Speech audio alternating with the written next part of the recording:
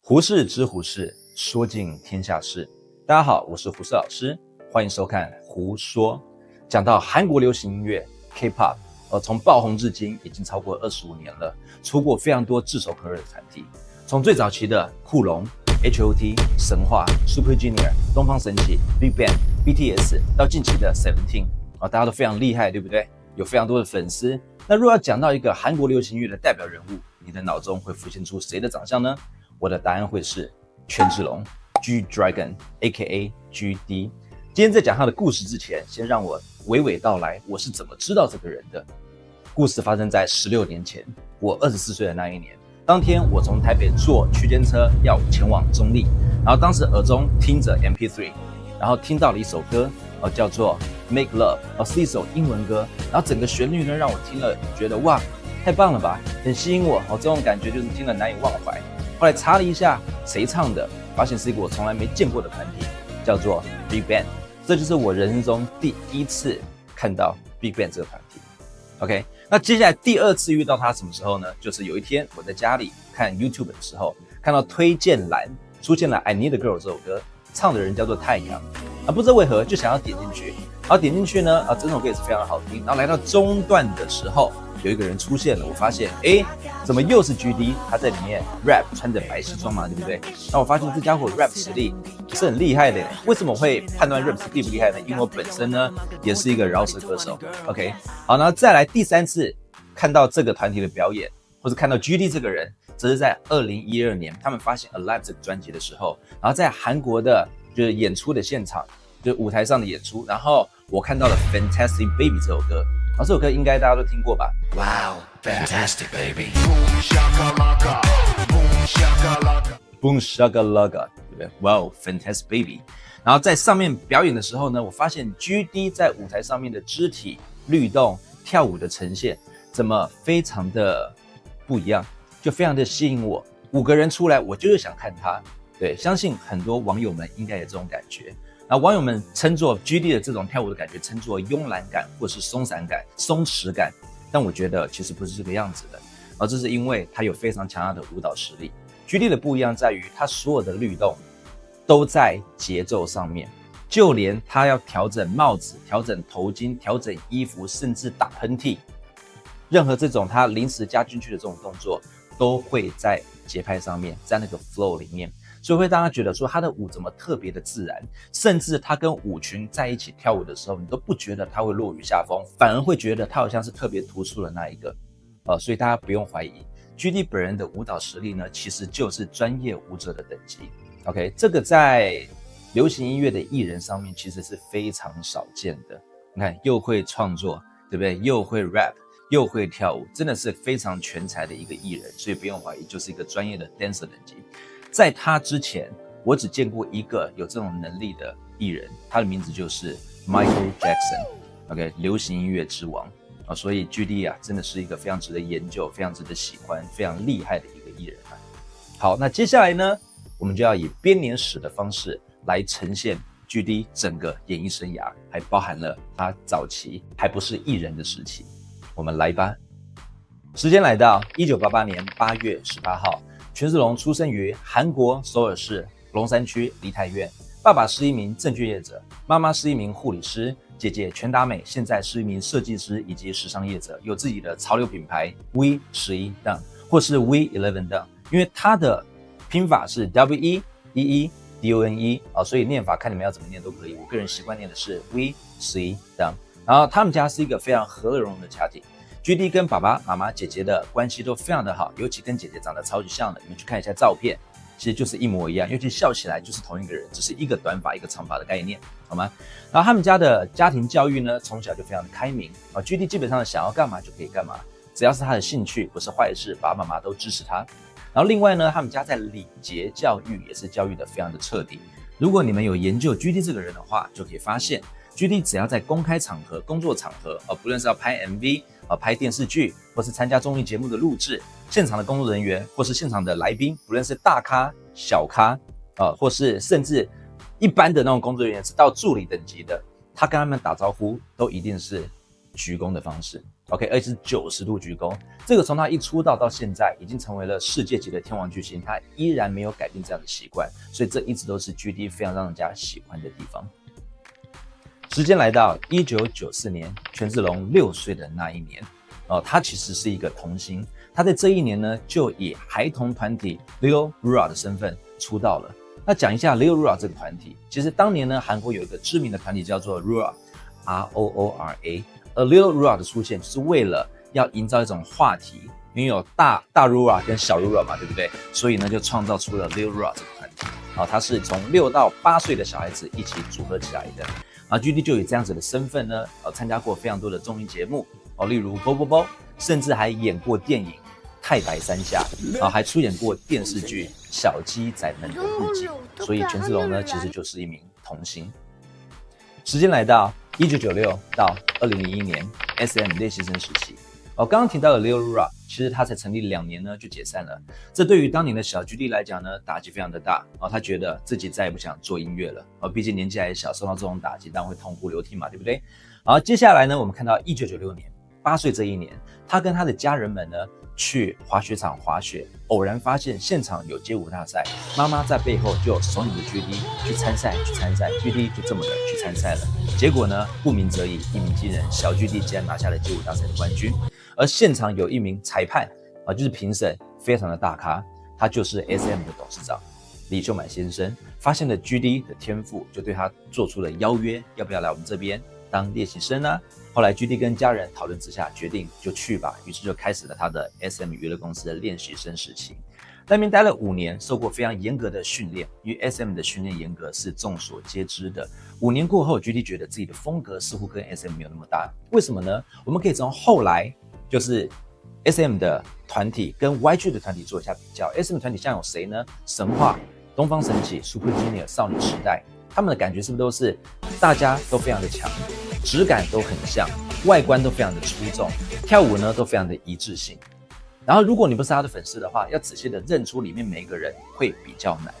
OK， 而你们看一下 BigBang 的特色，5个长相呢都差很多，5人风格差异巨大，在舞台上跳舞从来没有跳齐的时候，就是这2个经纪公司极大的差距。所以把现在的 GD 放在当年的 SM 里面，会不会觉得有点绑手绑脚？因为他本人就是个创造力极强的人，个人风格极度强烈。如果把他放到了 Super Junior， 放到了神话里面，会不会就有点可惜了？对不对？所以 GD 当年就觉得我自己好像不是很适合这里，然后再发现他自己在 SM 里面呢越来越少被叫出场，他就觉得好吧，我该离开了。所以在5年之后，2001年 GD 就离开了 SM 娱乐公司。时间来到2001到2006年 YG 娱乐练习生时期。2001 GD 13岁的时候，偶然在网络上发现了一个当红美国的饶舌团体武当帮的音乐，听着之下非常的震撼。他觉得哇，原来世界上有这样子的音乐类型，在他心中呢就种下了一个种子，我想要当饶舌歌手。后来心动不如马上行动，他立马的去报名了韩国的饶舌学院、嘻哈学院。而这个学院呢，很巧的是，他的董事长就刚好是 YG 娱乐的理事所创办的。然后这个理事呢，在 GD 在里面学习的时期，他就觉得这家伙天赋惊人，于是就对他抛出了橄榄枝，要不要来我们 YG 当练习生呢？后来 GD 跟家人讨论之下，决定立马加入吧。于是2001年 GD 就成为了 YG 娱乐的练习生。而在同一年呢，他也遇到了他这辈子最好的朋友太阳，也是在13岁这一年，太阳加入了 YG 娱乐当练习生。所以青梅竹马的竹马就这么的诞生了。然后同样在2001年 GD 发行了人生中第一个饶舌单曲，叫做《我的年龄13岁》，他也成为了韩国流行音乐史上最年轻发行单曲的歌手。然后也在同一年就是有一个合集叫做2001韩国 Hip Hop Flex， 有很多不同的艺人的自己的作品集合在一起。GD 在这里面呢也发表了自己的自创曲，叫做 Storm，OK， 收录在这张专辑里面，可以去听听看哦。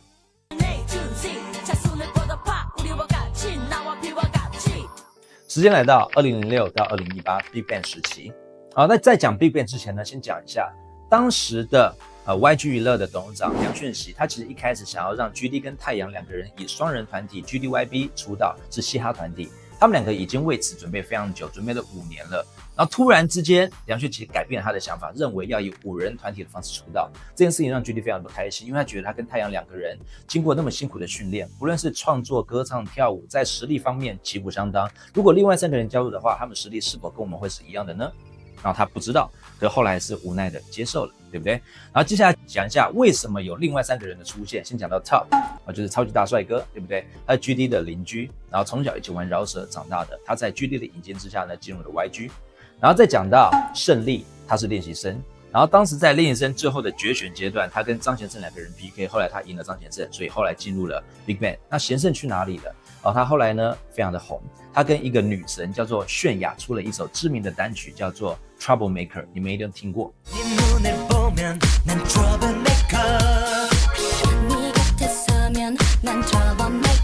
噔噔噔噔噔 Troublemaker， 应该知道吧，对不对？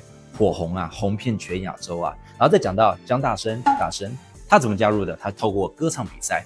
还记得 GD 第一次见到他的时候，那时候心想，这家伙的长相不像是男子团体该有的样子，那想必这家伙一定是个歌神吧？因为你 A 不好，想必在 B 部分呢就是非常卓越的。后来 GD 猜对了，他真的是歌神等级的，也是我们 BigBang 里面呢就是的领衔主唱，高音部分交给他，声音极度浑厚，很多人都非常喜欢大声的声音。接下来在2001年的8月19号 YG Family 10周年的演唱会上面呢，董事长梁铉锡就公开的宣布了 BigBang 正式出道。然后5个人就分别是 GD、太阳、Top、胜利以及大声。然后在12月22号的时候发行了团体第1张正规专辑，叫做 BigBang Vol. 1， 里面有一首歌可以去注意一下，叫做 This Love， 改编自当红的英国摇滚乐团 Maroon 5的歌曲。OK， 非常的棒，由 GD 本人作词作曲。那2007年为什么 BigBang 会突然爆红呢？关键还是在灵魂人物权志龙的身上。他当时有一首自创曲叫做谎言 Lies， 而梁老板第一次听的时候觉得哇超好听，这首歌应该要放在 BigBang 里面，而不是用在他自己的 solo 专辑。而权志龙一开始非常的抗拒，可为了团体的发展好，还是决定听老板的话。而这首歌后来就收录在 BigBang 于8月16号发行的第1张迷你专辑 Always 里面。而梁老板呢，他的预计完全没有错，一出来就爆红，拿下了当年韩国流行音乐排行榜连续7周的冠军啊！紧接着在11月22号，他们发行了第2张迷你专辑，叫做 Heart Issue， 里面有首歌叫做 Let's Farewell， 最后的道别，也非常的火红，一样由 GD 个人作词作曲。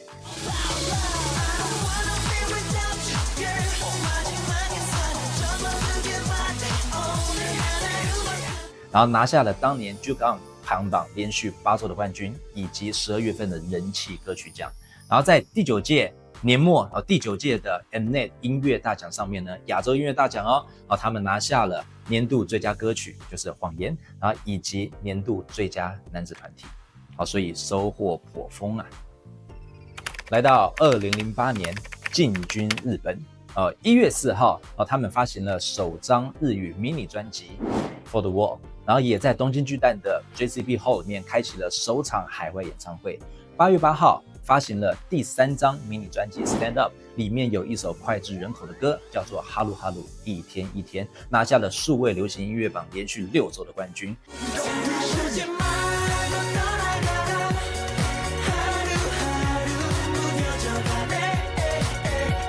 紧接着10月9号呢，发行了首张日语专辑 No.1 第1名。然后11月5号呢，发行了第2张韩语正规专辑 Remember， 里面有一首歌叫做红霞，由 GD 本人来改编自李玟式的作品，让它成为了非常有 BigBang 风格的音乐。然后在年末的第10届 Mnet 亚洲音乐大奖之下， BigBang 拿下了第2次的最佳团体大奖。来到2009年，GD 他开始了个人活动。我们先讲一下2月21号 ，GD 跟大生呢共同录取了韩国庆熙大学设计艺术学院后现代音乐学系，他们两个成为了大学生啦。然后来到8月18号 ，GD 21岁的当天，他发行了个人首张 solo 专辑 Heartbreaker。这张专辑呢，成为他人生首次进入至暗时刻的一个时期。为什么呢？让我们来娓娓道来。这张专辑里面有一首歌叫做 Butterfly 蝴蝶，被网友们指称怎么跟绿洲合唱团的 She's Electric 长这么像，旋律好像，你们可以去听听看。我个人是觉得还好啦。而这件事情呢，就让他第一次陷入了抄袭争议，可是还没有非常的大。那第二次呢就大啦，因为意外就要发生了，总是这个样子的。他专辑的同名主打歌 Heartbreaker 被网友们听一听，觉得怎么跟美国超大咖饶舌歌手 Florida 的 rap run 这么像。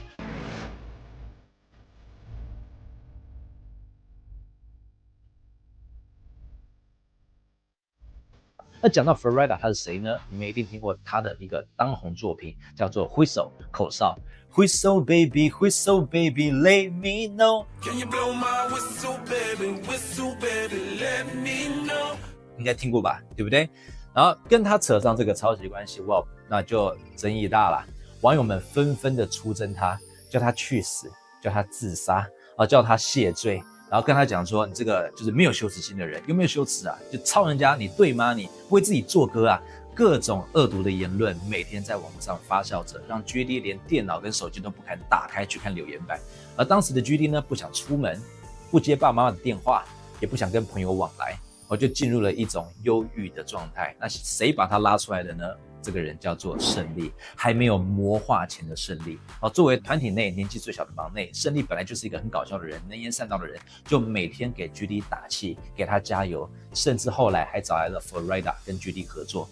然后在网络上可以看到一个影片，在一个录音室里面呢，有 GD 跟 Florida， 然后有一个人去问 Florida 说，你觉得 GD 有抄袭你的作品吗？ Florida 他就回答了，我觉得 GD 是一个极度有创意的歌手，极度有创造性，是一个非常棒的艺人，我不认为他有抄袭我。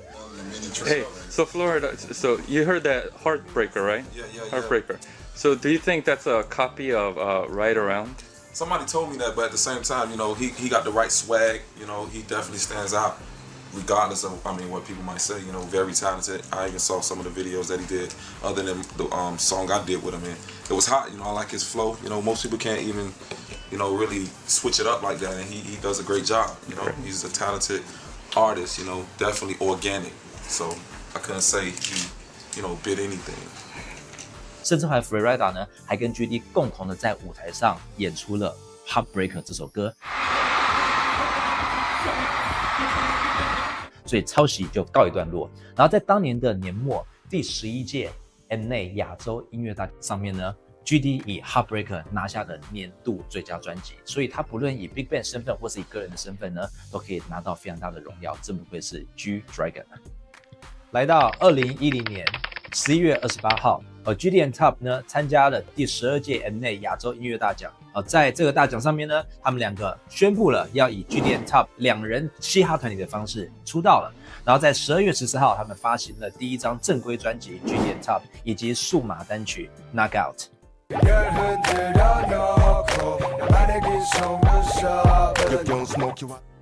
来到2011年，睽违舞台2年多的 Big Bang 重新回归舞台啦。2月24号，他们发行了第4张迷你专辑 Tonight， 而这张专辑呢，总共6首歌 ，GD 参与了全部的作词跟作曲，而此张专辑拿下了韩国流行音乐史上最高的专辑预售记录，而这个记录的前一个保持者就是东方神起。你看哦，当年梁铉锡不是要叫板东方神起吗？最后呢，成功了，达成了当年的目标。4月8号，他们发行了 Tonight 的特别版专辑，共9首歌 ，GD 也参与了全部的作词跟作曲。4月16号，他们公开了 Love Song 这首歌的 MV， 这首 MV 在当年是一个创举，是韩国流行音乐史上第一个采用4面摄影机拍摄出来的作品。当时 YG 呢花费了20万美元引进这样的机器。在11月6号举办的 MTV 欧洲音乐大奖上，Big Bang 拿下了最佳世界艺人奖。这个是亚洲史上第一次有人可以拿下这个奖项。嘿嘿，想要再听下去吗？哈哈哈哈！但是由于权志龙出道时间真的太长了，一次讲完要花太多时间，所以其实我们分成了上集跟下集。上集呢就停在2011年啦，这是我们胡说节目的第1集内容，所以我们非常的要感谢各位，麻烦帮我们按赞、订阅、加分享好吗？拜托各位了，这样我们才活得下去啊！耶、yeah